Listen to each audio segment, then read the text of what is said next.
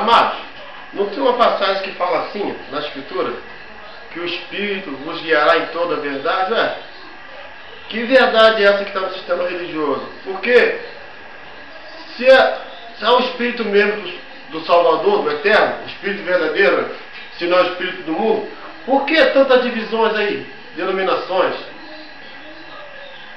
Um sai de denominação, monta outra denominação e acontece isso. Por quê?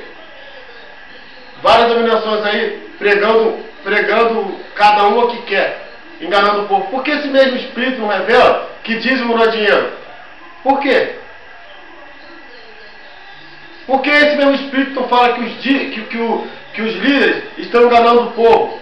Não fala a verdade para o povo? Por que esse mesmo Espírito não fala? Raciocinemos, amados. Olhemos na palavra e vamos fazer as comparações. Por que esse mesmo Espírito não fala para o povo? Será que é o Espírito do Criador que está dentro desses templos?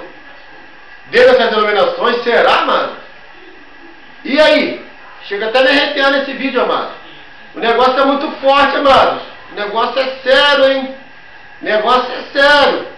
Raciocine, amado, o que foi dito aqui agora. Raciocinem só. Amados, fiquem todos na paz do Criador. Muito obrigado.